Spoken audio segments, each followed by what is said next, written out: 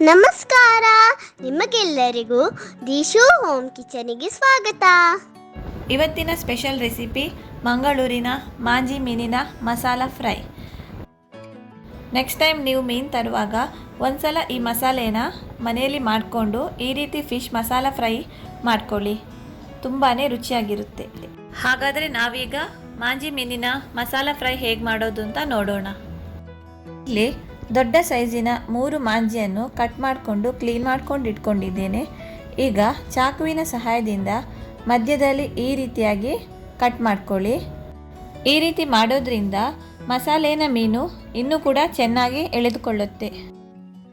ಇದೇ ರೀತಿ ಎಲ್ಲ ಮೀನನ್ನು ಕೂಡ ರೆಡಿ ಮಾಡಿಕೊಂಡು ಇಟ್ಕೊಳ್ಳಿ. ನಾವೀಗ ಇದಕ್ಕೆ ಬೇಕಾಗುವ ಮಸಾಲೆಗಳನ್ನು ರೆಡಿ ಮಾಡಿಕೊಳ್ಳುವ.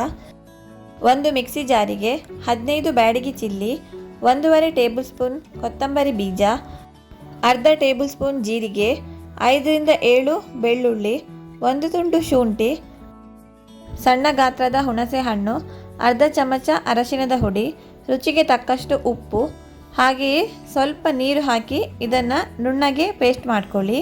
ಸ್ವಲ್ಪವೇ ನೀರು ಹಾಕ್ಕೊಂಡು ಪೇಸ್ಟ್ ಮಾಡ್ಕೊಳ್ಳಿ. ಆಮೇಲೆ ನೋಡಿಕೊಂಡು ಬೇಕಿದ್ರೆ ಹಾಕ್ಕೊಳ್ಳಿ. ಮಸಾಲೆ ಈ ರೀತಿಯಾಗಿ ಇರಬೇಕು. ನಾವೀಗ ಇನ್ನೊಂದು ಬೌಲಿಗೆ ಹಾಕಿಕೊಳ್ಳುವ.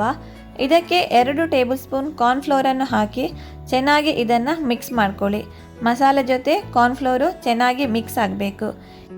ಇಷ್ಟು ಆದಮೇಲೆ ಒಂದು ಸಲ ಉಪ್ಪು ಕರೆಕ್ಟ್ ಆಗಿದೆ ಅಂತ ಚೆಕ್ ಮಾಡ್ಕೊಳ್ಳಿ. ರೆಡಿ ಮಾಡಿಟ್ಟಿರುವ ಮಸಾಲೆನ ಮೀನಿನ ಮೇಲೆ ಚೆನ್ನಾಗಿ ಅಪ್ಲೈ ಮಾಡ್ಕೊಳ್ಳಿ. ಕರೆಕ್ಟಾಗಿ ಎಲ್ಲ ಕಡೆ ಮಸಾಲೆನ ಚೆನ್ನಾಗಿ ನೀವು ಅಪ್ಲೈ ಮಾಡಬೇಕು. ಮೀನಿಗೆ ಮಸಾಲೆ ಎಲ್ಲ ಹಚ್ಚಿ ಆದಮೇಲೆ ಇದನ್ನು ಕಡಿಮೆ ಅಂದರೂ ಅರ್ಧ ಗಂಟೆಯಾದರೂ ನಾವು ಹಾಗೆಯೇ ರೆಸ್ಟ್ ಮಾಡಲಿಕ್ಕೆ ಇಡಬೇಕು. ಮೀನಿಗೆ ಮಸಾಲೆಯನ್ನು ಅಪ್ಲೈ ಮಾಡಿ ಆದಮೇಲೆ ಉಳಿದಿರುವ ಮಸಾಲೆಯನ್ನು ಒಂದು ಸಪ್ರೇಟಾದ ಬೌಲಲ್ಲಿ ಎತ್ತಿಟ್ಕೊಳ್ಳಿ. ಈಗ ತವಾನ ಬಿಸಿಗಿಟ್ಟು ತವ ಬಿಸಿಯಾದ ಹಾಗೆ 1 ಟೇಬಲ್ ಸ್ಪೂನ್ ಎಣ್ಣೆಯನ್ನು ಹಾಕ್ಕೊಂಡು ಒಂದು ದೊಡ್ಡ ಈರುಳ್ಳಿಯನ್ನು ಸಣ್ಣಗೆ ಕಟ್ ಮಾಡಿ ಇದಕ್ಕೆ ಹಾಕಿ 2 ನಿಮಿಷ ಚೆನ್ನಾಗಿ ಇದನ್ನು ಫ್ರೈ ಮಾಡ್ಕೊಳ್ಳಿ.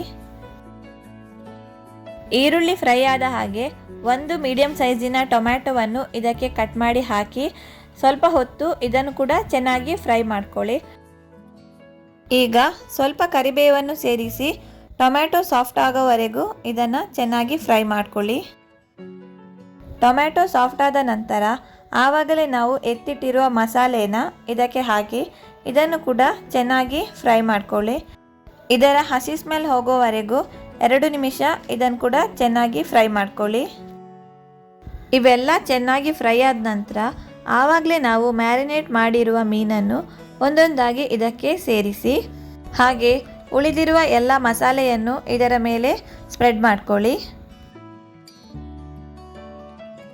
ಮುಚ್ಚಳ ಮುಚ್ಚಿ 5 ನಿಮಿಷದವರೆಗೂ ಮೀಡಿಯಂ ಫ್ಲೇಮಲ್ಲಿ ಇದನ್ನು ಫ್ರೈ ಮಾಡ್ಕೊಳ್ಳಿ. ಎಲ್ಲ ಮೀನನ್ನು ತಿರುಗಿಸಿ ಹಾಕಿ ಇನ್ನೊಂದು ಬದಿ ಕೂಡ ಚೆನ್ನಾಗಿ 5 ನಿಮಿಷದವರೆಗೂ ಇದನ್ನು ಫ್ರೈ ಮಾಡ್ಕೊಳ್ಳಿ.